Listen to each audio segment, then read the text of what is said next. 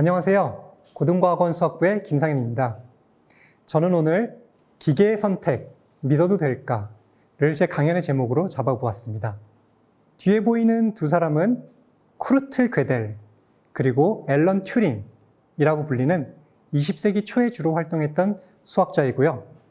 그 뒤에 흐르는 숫자는 영화 매트릭스의 한 장면이 아니고요.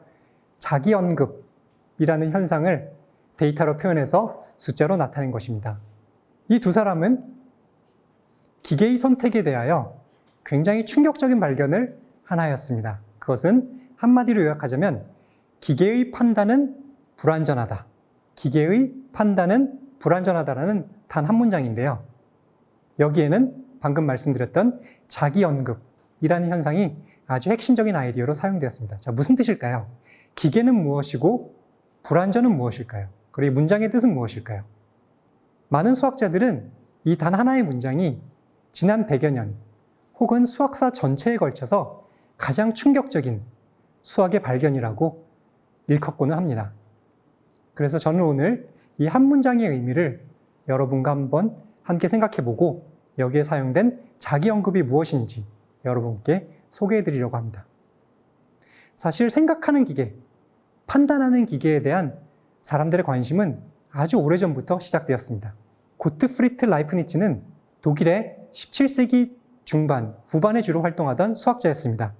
이분은 많은 수학적인 그리고 공학적인 업적을 남겼는데요. 특히 라이프니츠와 뉴턴의 미적분학이 아주 유명하죠, 역사적으로. 이분은 공학적으로도 아주 조예가 깊으셔서 많은 기계를 만들기도 하였는데요. 이분에게는 평생에 걸쳐서 하나의 꿈이 있었습니다. 바로 보편기관이란 기계를 만드는 것이었는데요.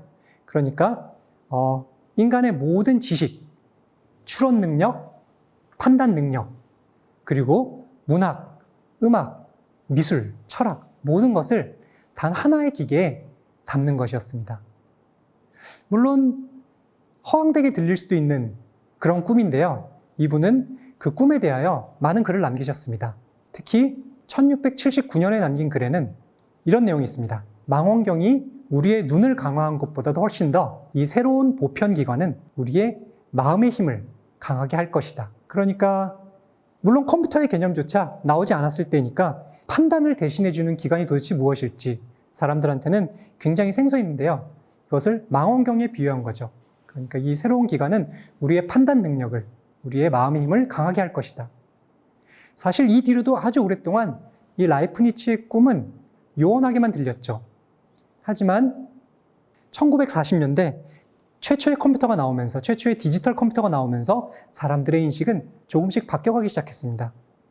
자, 화면에 보이는 이 컴퓨터는 1943년도부터 만들기 시작한 ENIAC이라는 컴퓨터였고요.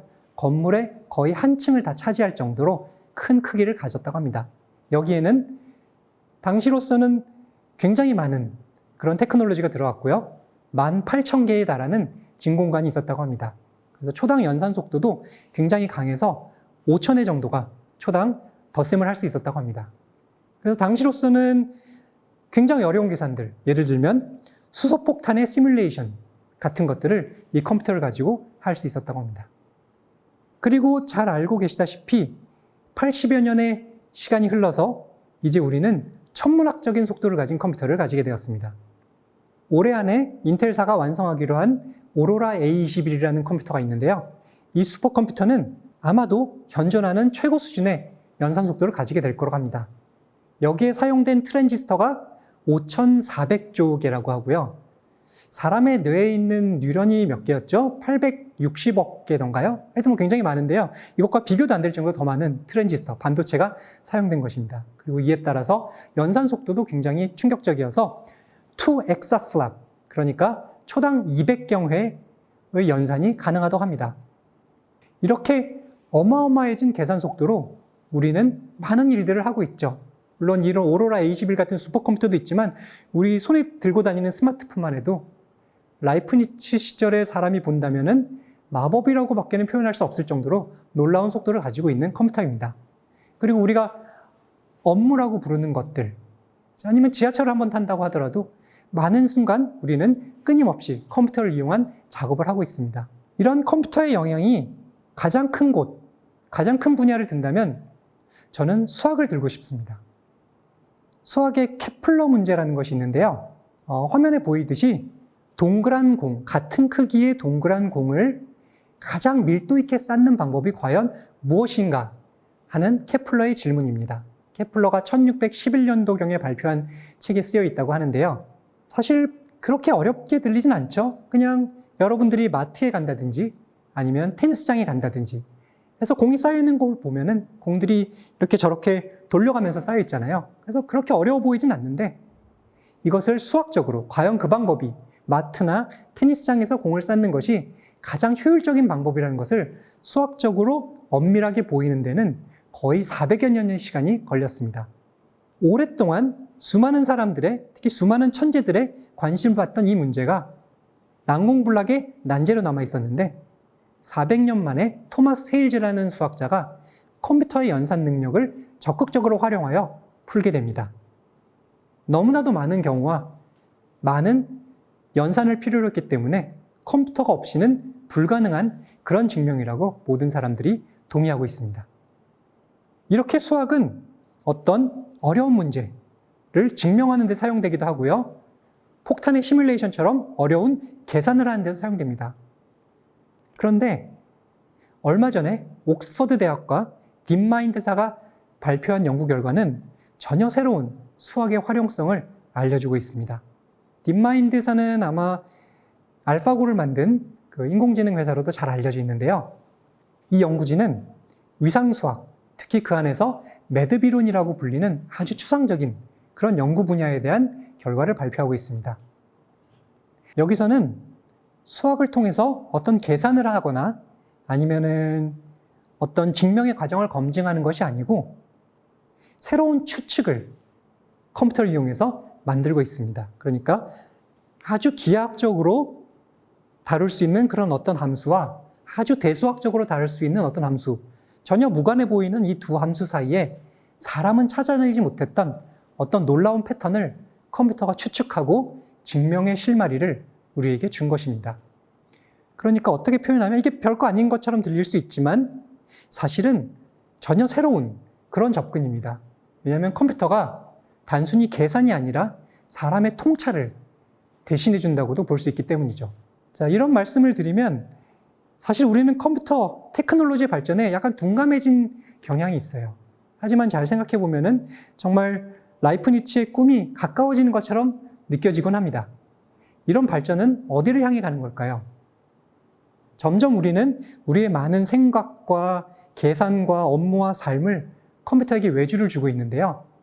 언젠가는 우리의 모든 판단을 컴퓨터에게 맡겨도 되는 그런 날이 올 수 있을까요? 어쩌면 좀 예언적으로도 들리는 이러한 질문에 대하여 수학자들은 사실 컴퓨터의 탄생 훨씬 이전부터 아주 오랫동안 고민해오고 있었습니다. 특히 20세기 초 수학자들은 적어도 수학에 한해서는 기계가 우리에게 완전한 답을 줄 수 있지 않을까 그런 생각을 했습니다. 그러니까 수학 문제가 하나 주어지면은 기계에게 그냥 읽게 해요. 그래서 우리가 아주 좋은 기계, 아주 연산 능력이 빠르고 메모리가 큰 기계를 하나 만들어서 그런 문제를 읽고 그 문제를 풀고 답과 유도 과정을 출력할 수 있도록 하는 그런 기계를 우리가 언젠가는 만들 수 있지 않을까 그런 질문입니다. 물론 이거는 앞으로 말씀드릴 단순한 물리적인 기계보다는 기계적인 사고와 관련된 질문인데요.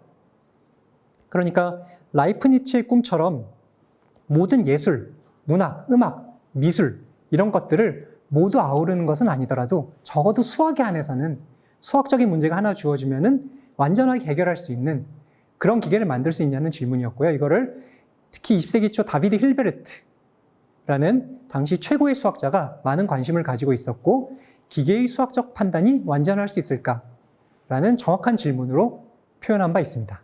어렵고 많은 수학자의 관심이 된 질문에 대해서 사실 가장 중요한 돌파구는 쿠르트 gödel이라는 아주 젊은 수학자에게서 나왔습니다. 쿠르트 gödel은 20세기 초에 주로 활동한 오스트리아의 수학자인데요. 비엔나 서클이라고 해서 오스트리아의 비엔나에서 만나서 공부하고 토론하는 그런 어떤 학자들의 모임 중에 하나였다고 합니다. 이분은 24살의 나이에 불완전성 정리라는 것을 증명해서 발표하게 됩니다. 그 발표하게 된 경위도 혼자 증명을 해서 가지고 있었는데 좀 더 유명한 수학자가 이 사람과 대화를 하다가 이렇게 놀라운 그런 내용을 너 혼자 알고 있냐, 그래서 학회로 데려가서 발표를 하고 폰 노이만을 비롯한 수많은 사람들의 큰 관심을 받았다고 합니다. 폰 노이만은 이 업적을 일컬어서 굉장히 충격을 받은 뒤에 머나먼 시공간 속에서도 분명하게 두드러질 이정표 혹은 랜드마크라고 표현을 했다고 합니다. 이 불완전성 정리를 한 문장으로 표현하자면 참이지만 증명할 수 없는 명제가 있다는 겁니다. 그러니까 수학 체계 안에는 맞는데, 분명히 성립하는데 우리는 도저히 증명해낼 수 없는, 증명으로는 다가갈 수 없는 명제가 있다는 거죠. 좀 이상하게 들릴 수도 있죠. 사실 당시로서도 굉장히 많은 오해의 대상이 됐습니다. 수학은 항상 아름다워야 하는데 질서정연하고 정말 폭발적으로 학문이 발전하던 20세기 초 수학의 미래, 물리학의 미래는 장밋빛 미래여야 하는데 당시로서는 도저히 받아들이기 힘든 그런 충격적인 결과를 24살에 괴델이 발표한 겁니다. 흔히들 정말 당시 학계의 폭탄과도 같은 발견이라고 표현되기도 하죠. 도대체 왜 이런 일이 생길까요? 왜 이런 정리가 성립할까요? 괴델은 그 정리의 시작을 자기 언급에서 찾았습니다. 그러니까 자기 언급이라는 거는 스스로를 지칭하는 거죠. 그러니까 여러분들이 예를 들어서 스마트폰을 혹은 태블릿 화면을 거울 앞에 가져갔을 때 자기 자신의 모습이 끊임없이 반복되는 그런 모양 같은 것입니다. 대표적인 예로는 이 문장은 거짓이다 라는 유명한 문장이 있습니다. 여러 가지 변형이 있는데요. 크레타 사람은 모두 거짓말장이이다 라는 에피메니데스의 역설이라는 것도 있습니다. 이 말은 성경에도 나오는데요. 어떤 크레타 철학자가 크레타 사람들은 항상 거짓말을 말한다 라고 한 거죠. 그러니까 이 에피메니데스의 역설을 단순화하면 이 문장은 거짓이다 라는 것이 되고요. 이것은 거짓말쟁이의 역설이라고도 부릅니다. 자, 얘는 왜 문제일까요? 자, 이 문장은 거짓이다. 자, 이거는 철자법도 맞고 문법도 맞죠? 정당한 한국어 문장입니다. 그런데 이 문장이 만약 맞는 문장이라면 잘 생각해 봐야 되는데요. 이 문장이 만약 맞는 문장이라면 그 내용이 맞다는 거죠. 내용이 뭐죠? 나는 거짓이야. 내가 방금 한 말은 거짓말이야. 그러니까 내용이 맞다면 내가 한 말은 거짓말이어야 되고 이 문장은 거짓이 돼요. 그 내용이 거짓이라는 거죠. 말이 되나요? 그러니까 지금 형식적으로는 이 문장은 거짓이다라고 써 있어서 이 문장의 내용이 만약 맞다면 그 내용은 나는 거짓이야. 다시 거짓이 돼요. 그러니까 참이면서 거짓인 문장이 되는 거예요. 그럴 순 없죠. 중세 어떤 철학자는 누가 참이면서 거짓일 수 있다고 주장하는 사람이 있다면 그 사람은 아프면서 안 아플 수도 있을 수는 없다는 것을 알 때까지 때려주라고도 했습니다. 그런 얘기도 있지만 하여튼 참이면서 거짓일 수는 없어요. 그러니까 이 문장은 거짓일 거예요. 그런데 이 문장이 거짓이라면, 나는 거짓이다라고 말한 게 거짓이라면 그 내용은 참인 거죠. 나는 거짓이다가 거짓이니까 나는 참이라는 거죠. 그러니까 참이면 거짓, 거짓이면 참 굉장히 이상해요. 비트겐슈타인이라는 철학자는 이걸 일컬어서 그분은 사실 언어의 인간과의 연관성을 수학적인 완결성보다 훨씬 더 중요했기 때문에 그게 왜 문제냐? 참이었다가 거짓이었다가 참이었다가 거짓이었다가 너가 지칠 때까지 계속 하면 되지 않냐? 라고 얘기했지만 수학자가 보기에 이 문장은 상당히 문제가 있어요. 그리고 수학적인 해결책은 사실 간단해요. 이런 문장은 수학에 없어요. 이 문장은 거짓이다. 이것은 수학적인 문장이 아니에요. 수학에서 배제하면 돼요. 이 문장, 자기 자신을 지칭하는 것은 수학에 없기 때문이에요. 직접적으로는. 생각해보면 수학에 없어야 하는 문장은 많습니다. 온 세상이 하얀 눈으로 덮였어. 이런 것도 수학에 있으면 안 되겠죠?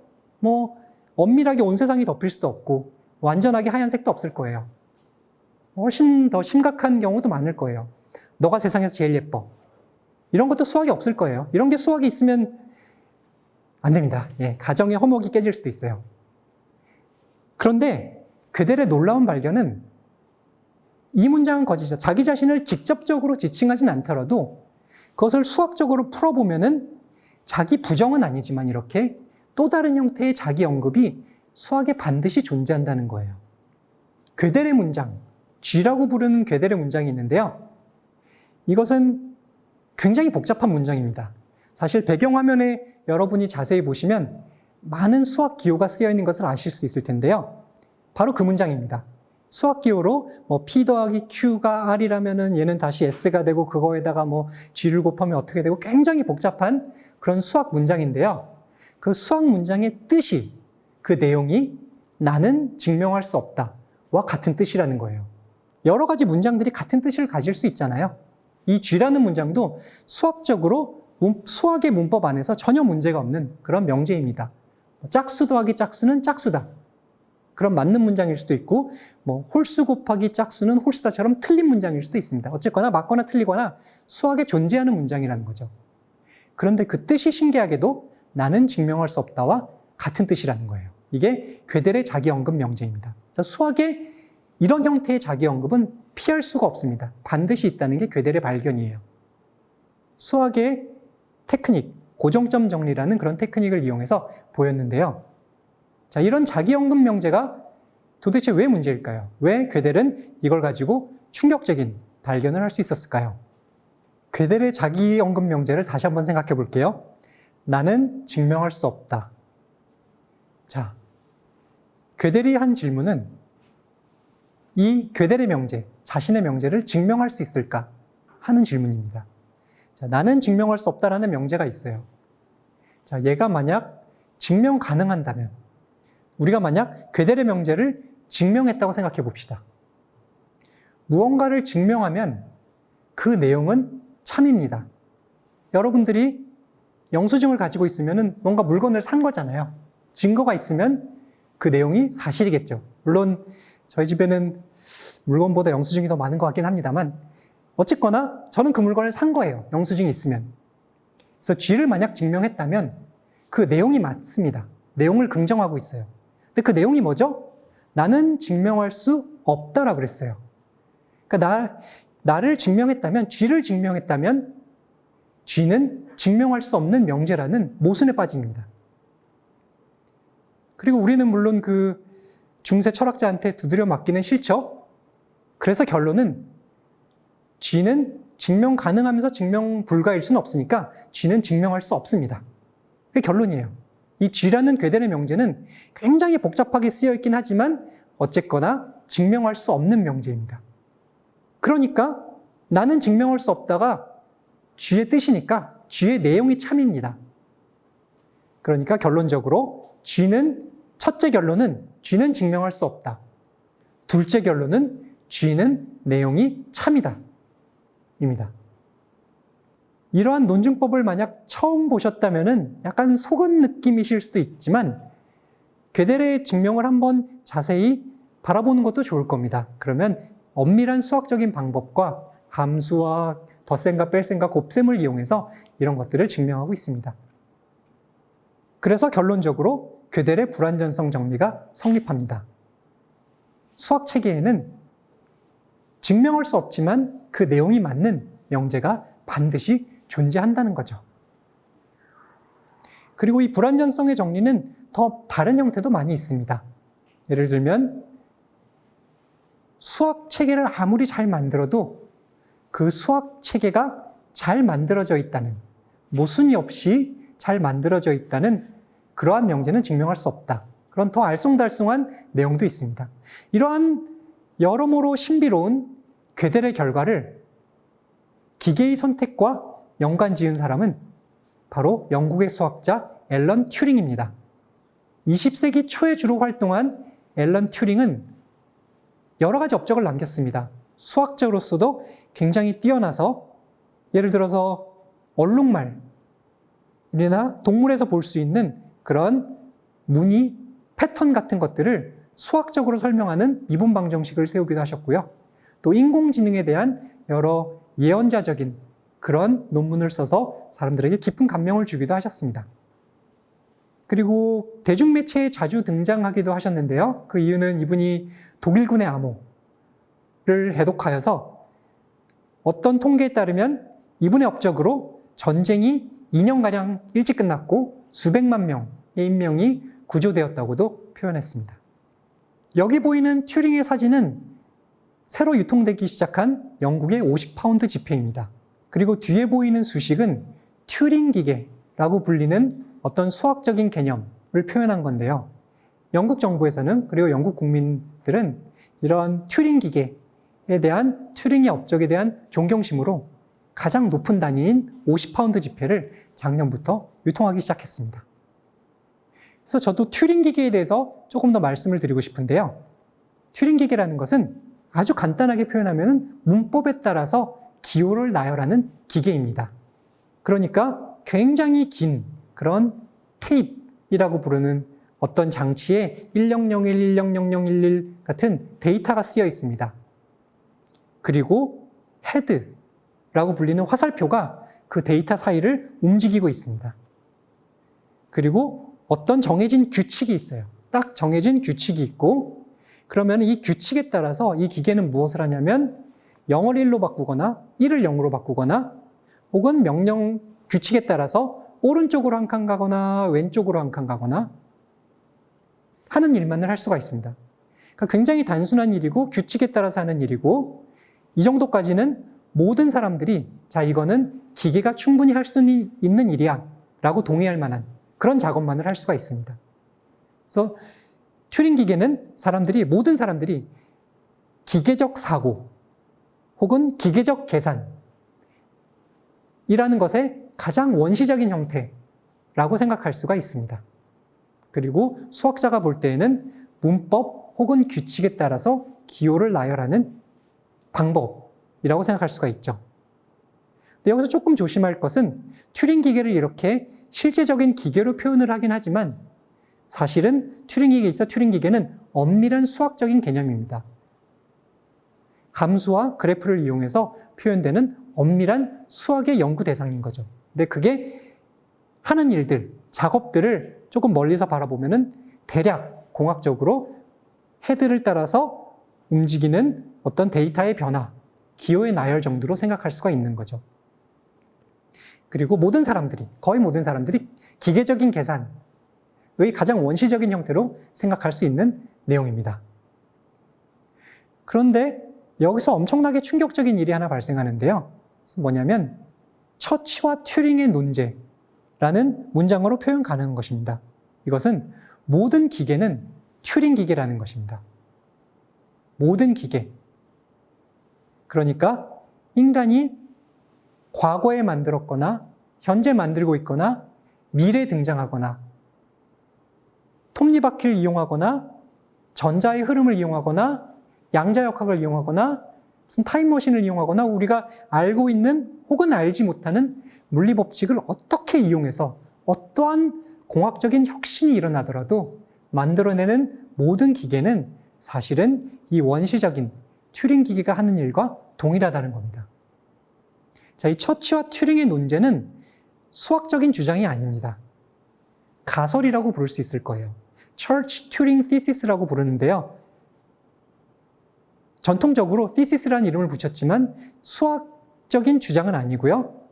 기계라는 실제적인 과거와 현재와 미래를 아우르는 이 실제적인 개념을 튜링 기계라는 순수한 수학적인 개념과 연관짓는 그런 가설입니다.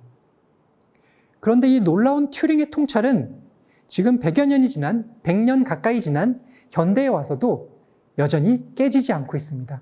인간이 만들어낸, 인간이 생각해낸 어떠한 기계도 튜링 기계의 작업이고요. 튜링 기계의 작업으로 표현할 수가 있습니다. 아마도 제 생각에는 사실 수많은 수학자들의 생각은 이 처치 튜링 논제, 튜링 기계의 개념이야말로 기계적인 사고란 무엇인가에 대한 영원불멸의 개념이 아닐까 생각하고 있습니다.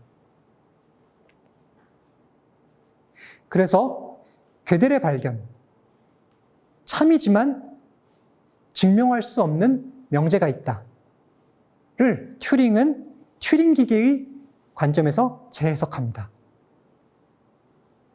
그러니까 증명이라는 것은 사실 튜링 기계의 작업입니다. 왜냐하면 우리가 엄밀하게 무엇을 증명한다는 것은 기호를 이렇게 저렇게 규칙에 따라서 나열하는 것이기 때문이죠. 지금 화면에 보이는 페이지는 버틀란드 러셀 그리고 알프레드 놀스 화이트헤드라는 두 수학자가 1900년대 초에 쓴 수학 원리의 한 페이지입니다. 379쪽인데요. 마지막 영어 문장을 보시면 알 수 있듯이 아주 복잡한 기호들을 통해서 1 더하기 1이 2라는 것을 증명하고 있습니다. 순전히 기호만으로 수학의 많은 것들을 할 수 있습니다. 복잡하긴 해요. 378페이지의 준비를 하고 나면은 1 더하기 1은 2라는 것을 기호만으로 엄밀하게 증명할 수는 있어요. 그래서 어렵긴 하지만 수학에서는 모든 증명을 기호만으로 할 수가 있습니다.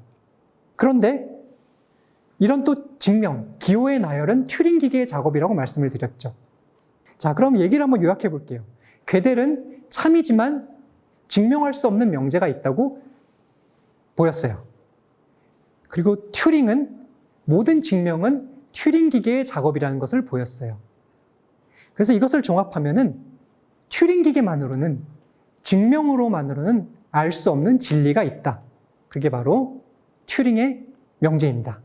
그러니까 기계가 대답할 수 없는 문제가 있다. 증명만으로는, 기계만으로는 해결할 수 없는 진리, 문제가 있다는 게 튜링의 결과이고요. 그래서 괴델의 불완전성 정리, 튜링 기계의 정리, 튜링 기계의 정의를 함께 사용하면은 결국 기계의 판단은 불완전할 수밖에 없다. 기계가 모든 문제를 해결할 수 없다는 결과가 나오게 됩니다. 그래서 힐베르트의 질문은 성립하지 않는 거죠. 기계가 완전한 판단을 할 수는 없는 거죠.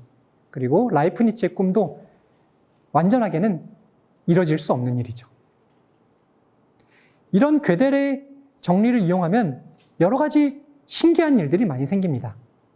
또 다른 결과는 진리는 문법으로 정의할 수 없다. 진리는 정의할 수 없다라는 정의 불가능성 정리라는 것이 있습니다. 이거는 괴델과 알프레드 타르스키라는 논리학자가 증명한 건데요. 그러니까 진리, 맞고 틀림은 문법 혹은 증명, 기호의 나열과 규칙만으로는 완전하게 정의를 할 수 없다는 거죠. 이러이러한 문법을 만족하면 얘는 참이고 이러이러한 걸 만족하면 거짓이다. 라고 해놓으면은 여기 이런 규칙에서 빠져있는 또 다른 진리가 있고 이 진리를 포함하기 위해서 규칙을 더욱 발전시켜도 여전히 문법에는 빠져있는 진리가 있다는 거죠. 비유적으로 표현하자면 이런 그림을 생각해 볼 수 있을 겁니다. 우리 고등과학원의 로고를 표현한 건데요. 키아스. 저기 A자가 좀 특이하죠?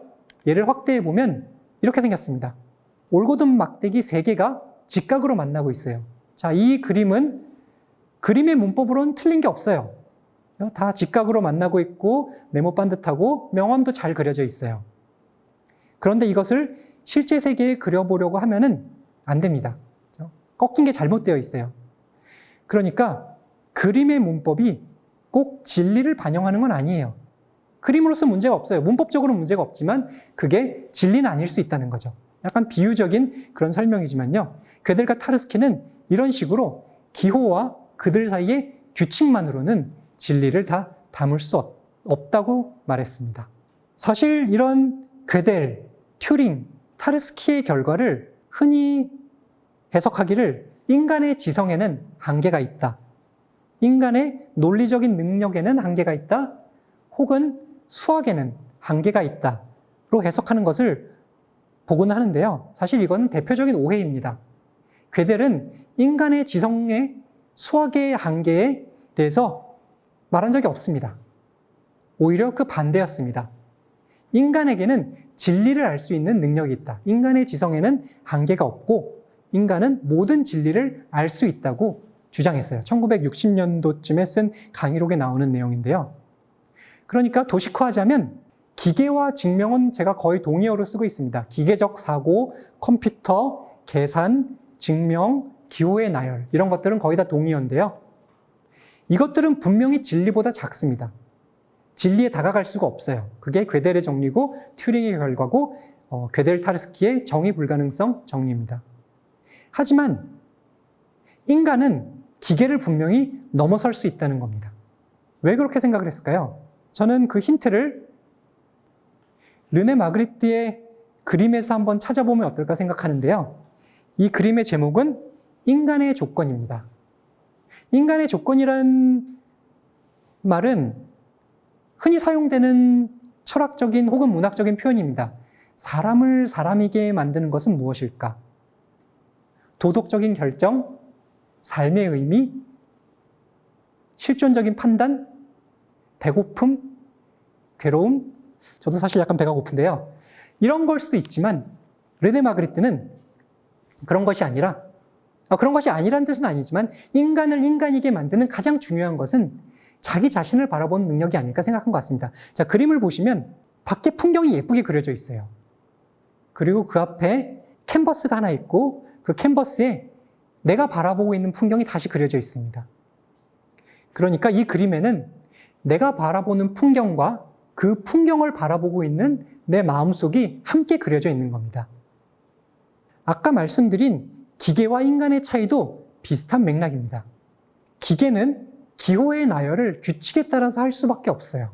그리고 그런 기호의 나열, 규칙에 따른 튜링 기계의 작업은 자기 언급에 부딪힐 수밖에 없다는 게 괴델의 결과고 튜링의 발견입니다. 그래서 기계는 기호를 규칙에 따라서 나열하고 그래서 자기 언급에 부딪히게 되고 자기 언급은 아까 보셨던 것처럼 무한 루프에 필연적으로 빠지게 됩니다. 내가 나를 바라보는데 다시 또 나를 바라봐야 되고 나를 바라봐야 되고 기계는 시키는 일을 할 뿐이니까 결국 자기 언급에서 벗어날 수가 없어요. 그 무한 루프에 빠지게 된다는 것이 튜링의 발견이고요. 하지만 괴델이 생각하기에 인간은 다르다는 거죠. 인간은 그런 자기 언급을 만나게 되더라도 막다른 벽에 다다르더라도 내가 지금 막다른 벽에 다다랐구나. 나는 지금 자기 언급 상태에 빠졌구나. 라는 자기의 상태를, 자기의 모습을 바라보고 파악할 수 있다는 게 괴델의 신념이었던 걸로 추정합니다. 그래서 인간은 자기 자신의 상태를 파악하고 그것을 벗어남으로써 기계와는 달리 진리에 다가갈 수 있다는 것. 그것이 괴델의 신념이었고 사실은 많은 수학자들의 믿음이기도 합니다. 어쩌면 인간에 대한 혹은 인간의 이성에 대한 낙관주의라고도 부를 수 있을 것 같은데요.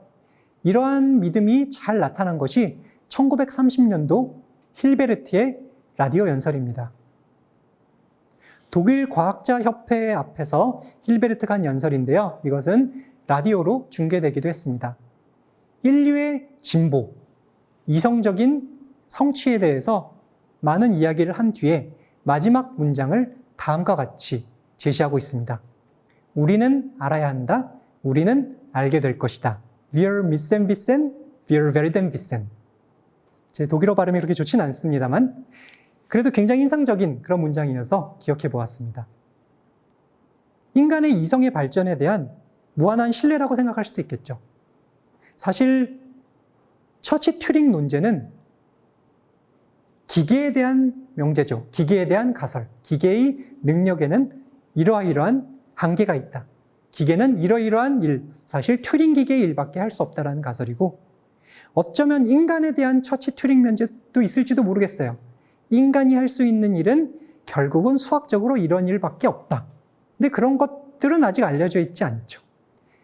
그보다는 수학자들의 성공을 계속해서 목도하고 있습니다. 물론 수학의 역사를 돌이켜보면 우리는 난관에 봉착해 있는 시간이 혁신이 지속되는 시간보다 훨씬 많아요. 어떤 문제들은 100년이 걸리기도 하고 케플러 문제 같은 경우에는 400년이 걸리기도 했어요.